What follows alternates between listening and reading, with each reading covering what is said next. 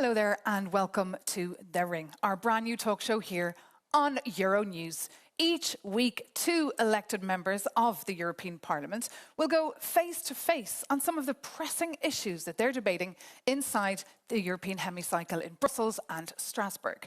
And the tone for this show, The Ring, has been set by the European Commission President Ursula von der Leyen. Europe is in a fight for a continent that is whole and at peace, a fight for our values and our democracies. But what kind of fight and what kind of values, what kind of future do we want here? That is exactly what we will explore on this brand new show, The Ring. And the topic, of course, for this very first edition is EU enlargement. Europe was built on a promise that unity can transform a history of conflict into a future of peace. Now the drums of war sound again. Countries from Ukraine to Montenegro and Northern Macedonia are reaching for that promise, not just for prosperity, but also for security.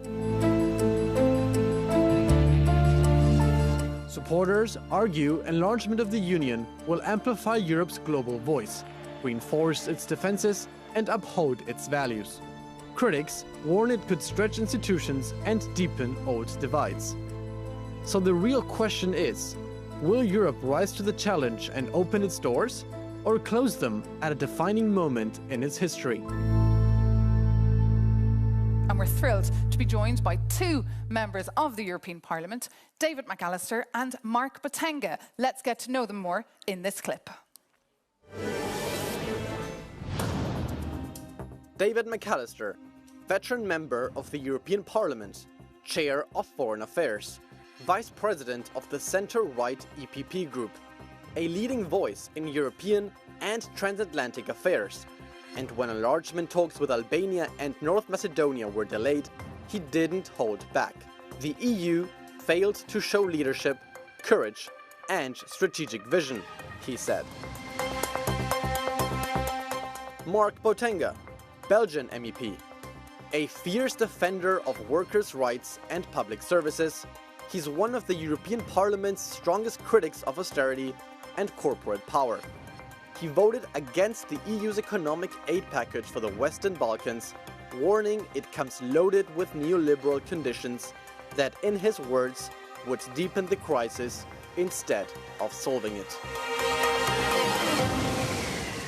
We have, of course, a lot to discuss, so let's kick off with yourself, David McAllister. Croatia was the last country to join back in 2013. Who will be the next to join and by when? Well, there are 10 candidate countries, and I'm very sure one of the 10 will be. In the moment, Montenegro is the front runner, then comes Albania. But apart from these 10, there are also some developments in the High North. There are new debates in Iceland and Norway and even in Greenland, who perhaps might also want to join the European Union. Indeed, as we're hearing, EU enlargement, the momentum is indeed there. Is it for you? Are you in favour of EU enlargement, Mark Botenga? Well, I'm not against or in favour of EU enlargement. I think we need to see why we do it and what we want to obtain, what's going to be the consequences. Because there have been consequences for working class people of previous enlargements, and we've seen that today as well. You know, there have been protests of farmers against liberalisation of trade, for example, with Ukraine. There have been victims. We've seen social dumping practices that have made people very sceptical of these enlargements. So what I would say is we need to get our house in order socially before we risk having the same effects again. Can we afford EU enlargement? The history of the European integration has always been the history of enlargement. We started with 6, we became 9, 12, 15, 25, 27, even 28 members.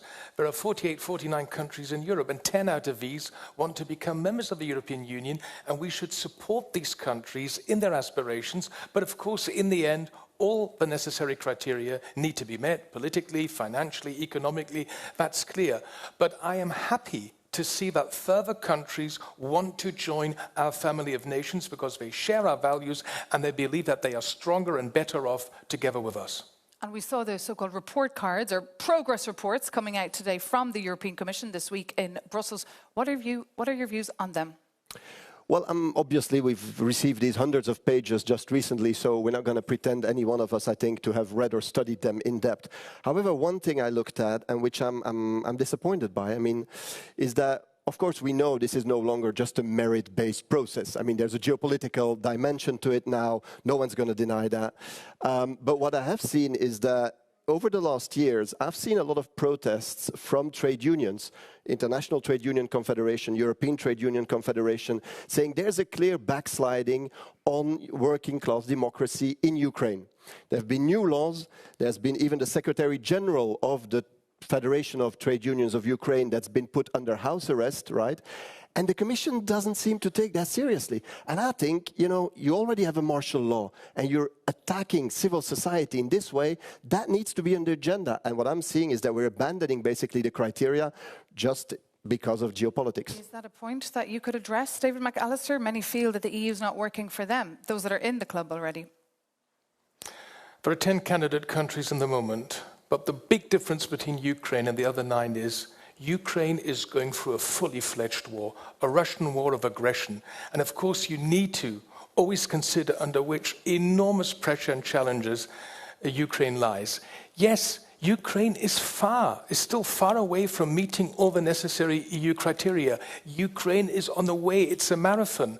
And of course, also the Commission has been very outspoken in also criticizing what is not going well in Ukraine. But my impression is that the Ukraine government usually responds in a positive way to the criticism coming from the Commission and the European Parliament. That's why we need to also work on social standards and workers' rights in Ukraine, just like in any other candidate country. But please, we need to bear in mind this country is under attack by a vicious regime in the Russian Federation. If you are under attack, is your priority to crack down on trade unionists? Is your priority then to say we need to liberalize the energy sector, the banking sector? No, I mean, your priority should be to bring back peace, to get back your sovereignty and so on. So this argument of, you know, war in order to justify social repression, I think is just out of scope. Well, Mark, I'm very sorry, I didn't say that. I said that, of course, Ukraine has to also meet all the necessary criteria. And there are a lot of things where Ukraine still has to do a lot of homework.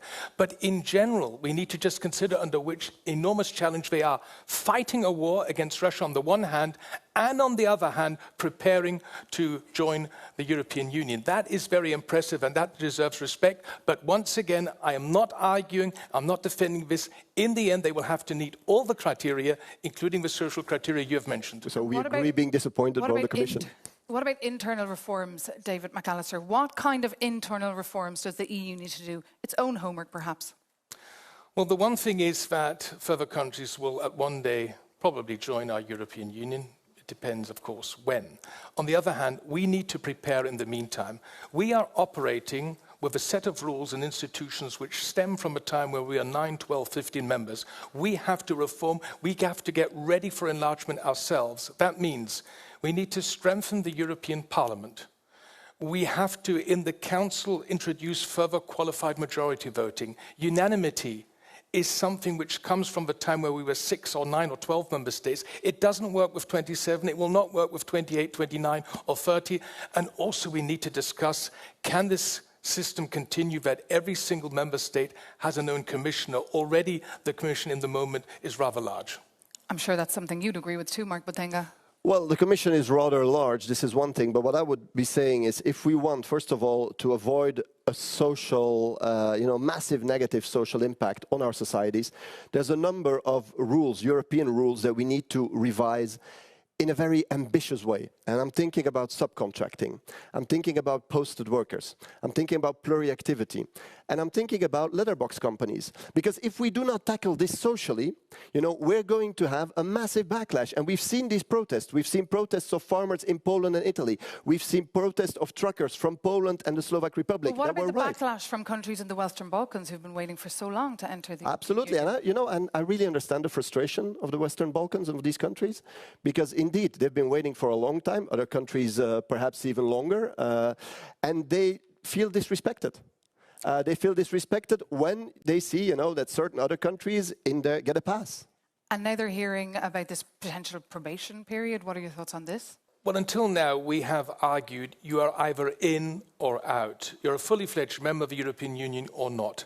I think that we have to get away from this black and white debate, and that means that the solution is the gradual integration of candidate countries into the European Union. So we begin with the gradual integration in the single market and in other important policy fields, and then the next step is the EU membership, and after EU membership, the next step is then to join the core zone of the European Union. That means the Euro and the Schengen cooperation area. I think that is the way, and also we need to perhaps think out of the box. How can we address the concerns of some of our member states that additional members might at the beginning be hampering the further integration process? But I mean, we've managed that until now, and I'm very sure with candidate countries 28, 29 and 30 joining, we will be able to do so. You agree with that, or do you think it could be completely dysfunctional?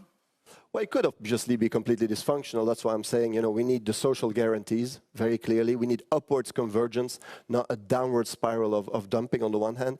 And secondly, if we do not involve the people, if we think this is all going to be decided in Brussels, in Strasbourg, there will be a backlash democratically as well, because people will not take it. People will be like, hey, my working life, my salary is being affected. And so that is something we need to deal with.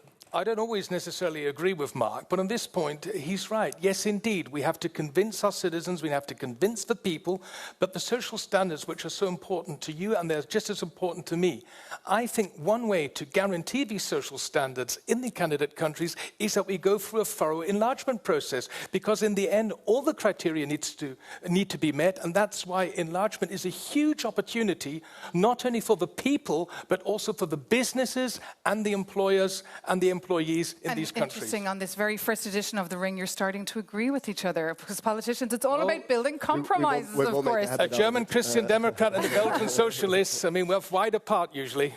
And now it is time, in fact, to show our viewers a little taste of what it's like inside the hemicycle.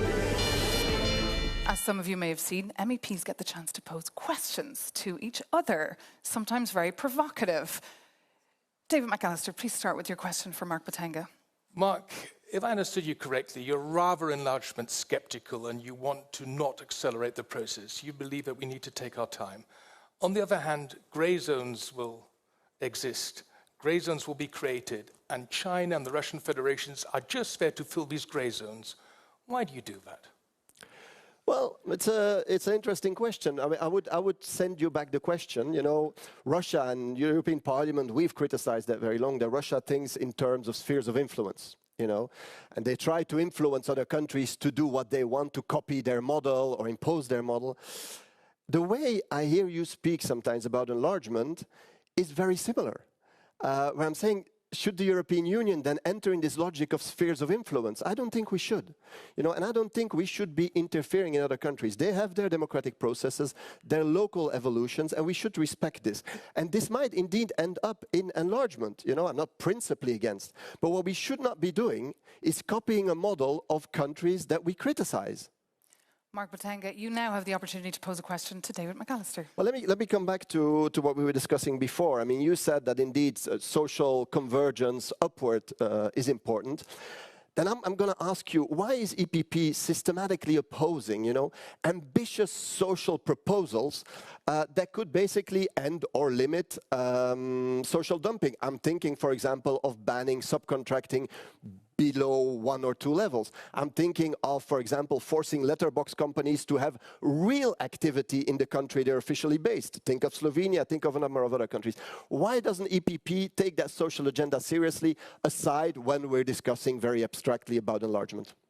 Okay, thank you for your question. Not directly related to the enlargement countries, I understand. But it's very close to your heart, of course. Well, look, first of all, the EPP has always been the leading party when it comes to further developing the social market economy.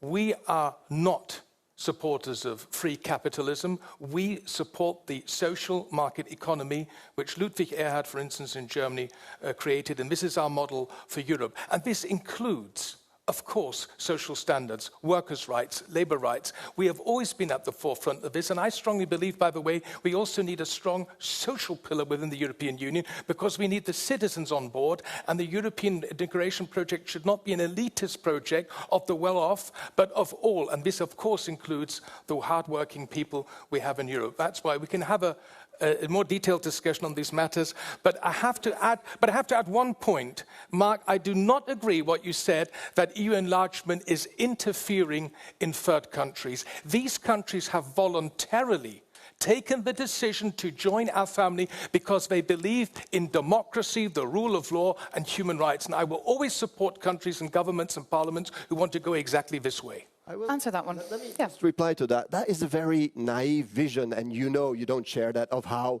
these processes go. You know the European Union has been very active in sponsoring NGOs and media to influence public debate, you know, in these countries. We've done this in Ukraine, we've done it in Georgia, we've done it in many countries. And you can say this is legitimate, and we could argue about this, saying it is legitimate, it's not legitimate. But the other side, you know, the Russians that want their sphere of influence are doing very similar things. What I'm saying is that we need to listen to social movements over there and not prioritize our own corporate interests. Because what we're seeing today, honestly, if you see the Finnish minister going to Georgia to protest with the protesters, you can say, you know, if a Russian would do that, we would consider it unacceptable interference, and rightly so. If we're doing it, we're saying, well, you know, it's a support for democracy. So this thin line, and there we need to be very clear that there might be double standards in the way we look at things. Well, Mark, I think here we have some clear differences between the two of us. When it comes to interfering in candidate countries, I wouldn't at first think of EU member states. These countries are being flooded by malign Russian influence. Absolutely. Fake news, propaganda. They are trying to destabilize democracy. Mark, I think the socialists, your party, you should deal more with this horrific Russian foreign malign influence we have in Europe. Just to make clear, because otherwise we're going to get some problems with colleagues, I'm not from the socialist group. Huh? Well, how do I call you then? Yes, indeed, you said the way the left group, but okay, I mean, just to, in order for our socialist colleagues not to get a heart attack. Okay, well, what are you then? We're the left group. You're just a lefty. Okay, well, when it's like Mark the leftist. Okay. I'm glad you're getting to know each other here on the ring. Let's perhaps bring in another voice on this very important discussion of EU enlargement that has made a political comeback. That is the voice of the Ukrainian President, Volodymyr Zelensky, who spoke at the Euronews Enlargement Summit here in Brussels. And he said that Donald Trump is supporting Ukraine in becoming a member of the European Union, that Trump understands that this is the will of the Ukrainian people. But my question is, what do you think of this statement? And do we really need the approval of the White House for this kind of thing? The brave women and men in Ukraine are not only defending their territorial sovereignty and integrity every day, they are also defending our European values. They are defending the European peace and security architecture. And if there's one people in Europe who has shown how committed they are to the European integration progress, then it's the brave women and men from Ukraine. They deserve all our support. Mark Botenga. Well, I think Donald Trump has launched one of the most aggressive attacks on Ukraine's sovereignty we have seen over the last years. I mean, you've seen, obviously, the horrible war of Russia, you know, occupying, one-fifth of the country. But what has Donald Trump done? He's come saying, you know, you want peace, I can guarantee that, but in exchange, I want your natural resources. Now, that is a direct attack on the economic sovereignty of the Ukrainian people. So I don't think he should be giving lessons on what sovereignty means.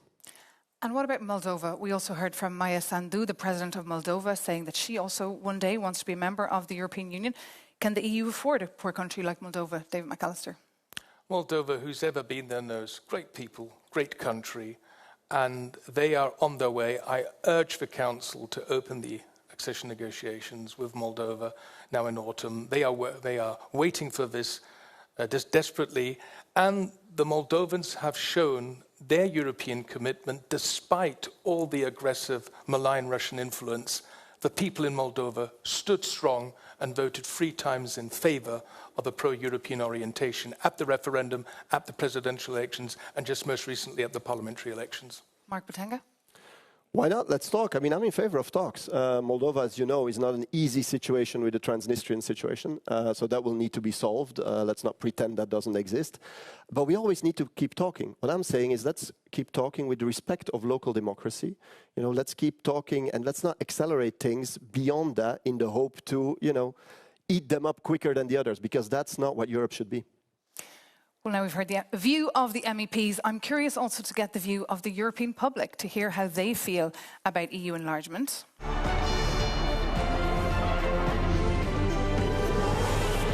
We've been digging into the latest Eurobarometer, and according to the latest data, 56% of Europeans are in favour of EU enlargement. 39% show mistrust. The pros of those polled were that the EU could benefit from larger markets, there'd be more work and more skilled labour, and the cons, many said, the cost for the taxpayers, the risk of corruption, organised crime and terrorism, and also uncontrolled migration. One of the very interesting points is as well that most people don't believe they will benefit themselves from enlargement. Now, the idea is nice, and the idea, this is also why in the EU bubble it's so, you speak about enlargement because it's nice, like Europe expanding.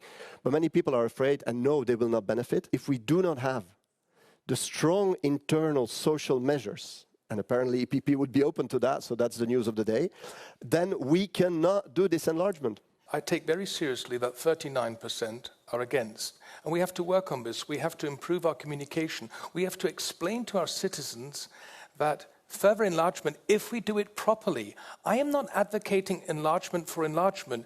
I am advocating an enlargement process which is merit-based, where each country is individually judged, and that in the end, all the necessary criteria are met. And by the way, enlargement is a regatta, not a convoy. But in the end, if these countries, with their economies, join, it is beneficial for both sides because it means new markets, new business opportunities, and the enlargement until now has shown, especially the big enlargement in 2004, that it was beneficial for everyone in Europe. Was the Big Bang enlargement successful in your view, Mark Botenga? Many people in, all the member states, France, Germany as well, Belgium, saw this as an opening for social dumping, which was reality for many people. And many people in the more eastern, the more newer member states left their countries. But it did create structural, or aggravate perhaps structural problems within the European, let's say, the subcontinent of Europe. And if we're going to do that again with now one, at least very big member states, demographically, economically, as Ukraine, we might have that in a much, much stronger version. I think the solution to the problem of social dumping is what we have seen in other cases, transitional periods. But we don't go from one extreme immediately to the other, but we have these transitional agreements, these transitional periods is for the free movement of labour, as we had with some Eastern European countries after 2004. What about some of the cons there that we listed? We need to better communicate. It is our duty, not only in the candidate countries, but also in the 27 member states, to convince our citizens that this is beneficial. And I would see there are 48, 49 countries in Europe.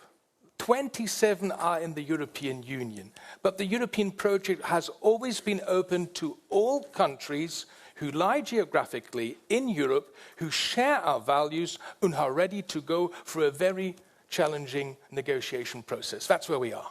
And the EU does need a success story. Okay, but I'm not particularly concerned with the PR needs of the European Union. That is a different thing. What I do but otherwise think it could break up. Yeah, but we need to watch out with the communication aspect of it. Because I've heard this on many things. Also development cooperation, because it always has the same undertone of like, we're doing great things. We're just not explaining them well enough to the people.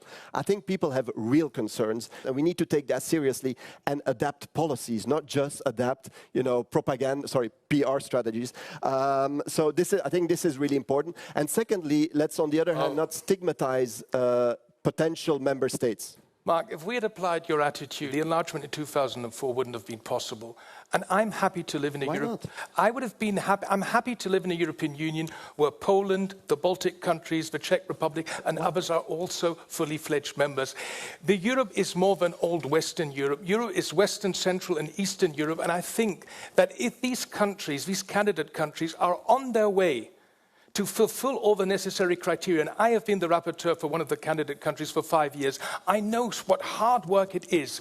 We should give them all the support, and you are playing with fears, because all these arguments you have mentioned today, I remember were exactly the same ones I heard before 2004 when the 10 Eastern and Southern European countries joined, and also when Romania and Bulgaria joined in 2007 and Croatia in 2013. And we didn't deal with them. Sorry, that's the point. We didn't deal with them. And this created fears. This created also a backlash in certain of these countries because we didn't take them seriously. And that is the point. I will give you a good example. Croatia joined in 2013, and 12 years later, Croatia is not only a fully fledged member of the European Union, but also a fully fledged member of the Schengen area and introduced the Euro. How many Croatians are forced to leave their country to get a decent work in Germany? Croatians now feel forced. You know, the German courses are big business in Croatia because there's not enough investment in the Croatian productive economy.